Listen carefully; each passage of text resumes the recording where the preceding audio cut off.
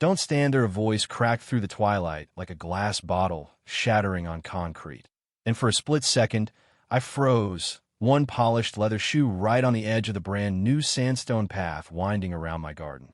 My head whipped around. Part of me pissed off this was my home, who was yelling at me. But what I saw made me stop. A kid, couldn't have been older than 9, skinny as a rake, dark skin from too many days in the sun, his shirt hanging off him, shoes so mismatched and beat up I wondered how he'd even managed to run. He was clutching a filthy baseball cap in one hand, chest heaving, face pale beneath all that dirt, eyes wild and urgent. "Don't move," he said again, his voice breaking, pointing at the stones right under my foot. Now, my first instinct was, the rich guy suspicion. Who's this kid? What's he doing on my property? I mean, I just had that path installed last week. Some fancy landscaping company probably overcharged me. I hardly remembered signing the work order. But the kid, he was practically pressed up against the iron fence now, looking like he'd been hiding behind the hedges for hours. "What are you doing on my land?" I asked, cold, already thinking about calling the cops. But the kid didn't budge and even look scared, just shook his head, hands trembling, repeating, "Don't move." "I heard them 2 men last night. They did something under those rocks. I saw them. They had a toolbox, messed with wires, said something like he wouldn't even know what zapped him. Then they left. I waited. All night. I didn't even close my eyes.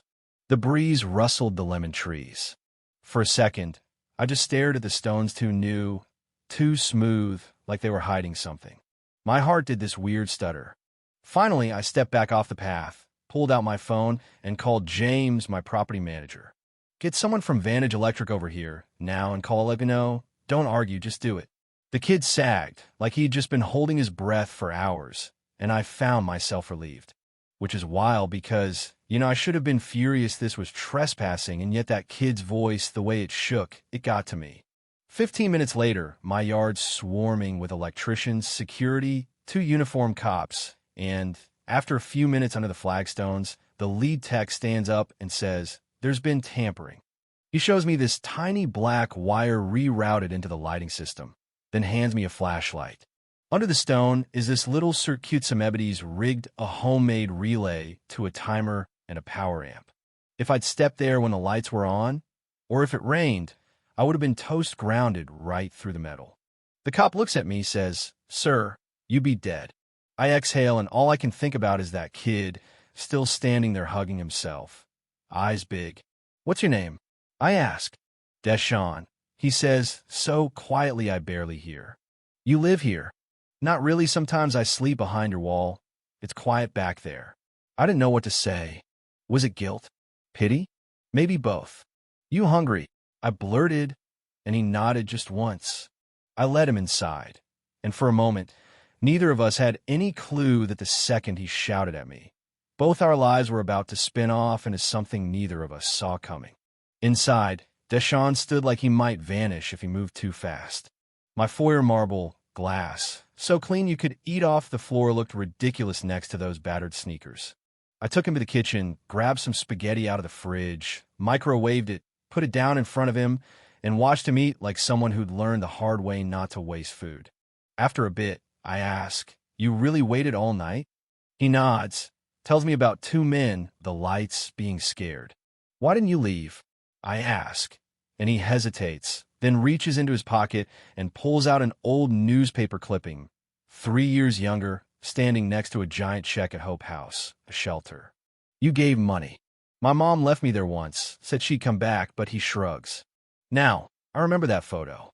It was a PR move to patch up my rep after a failed project. But for Deshawn, it was something else. Hope, maybe. "You remember my face?" I ask. He nods, eyes on his food. "You look like someone who might care." After that, the conversation shifted. He told me about his mom, foster care, running away, sleeping behind bins, market docks, wherever he could disappear. And I thought of my own brother, Brandon, how his story started the same, ended in a cold alley. I'd written checks, hired people, but never showed up, never really helped. I looked at Deshawn and saw my own guilt staring back at me. "You said you saw the men. Did you recognize them?" He shakes his head. One limped, one kept watch. They whispered about someone not knowing what zapped him. I pull up security footage, grainy night vision, but you can see two shadows moving, one crouched near the path. That's them, Deshawn says, jabbing at the screen. Suddenly it's real. Why'd you stay all night? I ask. He glances away, because nobody did that for my brother. He died alone. That hit me like a punch to the gut. I had a brother too, I admit. I failed him. Then, out of nowhere, I hear myself ask, "You won't stay the night?" Somewhere warm. He looks up, hope flickering. "You won't call someone?" "Not unless you want." He smiled just a little. "Okay, just a night." So I show him to the guest room, soft linens, a night light, a room bigger than any place he's slept in for years. "You're nice for a rich guy." He jokes, and for the first time in a long time, I laugh. But that night, I can't sleep. I'm up in my office, rereading old emails, old names, contractors, lawsuits, my brother's obituary. Down the hall, a kid sleeping in my house, because I never showed up when it counted, not for my brother, not for people like Deshawn, not for myself. The next morning, I find Deshawn in the kitchen, buttering toast with a plastic knife. He's wearing my t-shirt, joggers rolled up at the cuffs. "I was hungry," he says, bracing for trouble. I just nod and sit with him. Two strangers try to learn how to be a family. And as we eat, he tells me more about the men, about a voice like sandpaper, a joke about owing a life. I dig through files. Victor Freeman, a guy I'd evicted, someone whose complaint got handled by an assistant. That wasn't handled, it was ignored. I call Reverend Moore, the only person who ever told me the truth. "I almost died yesterday, I confess. A kid saved me." Sometimes justice doesn't wear a badge or a suit, he says. Sometimes it's barefoot, dirty, and whispering warnings we're too proud to hear.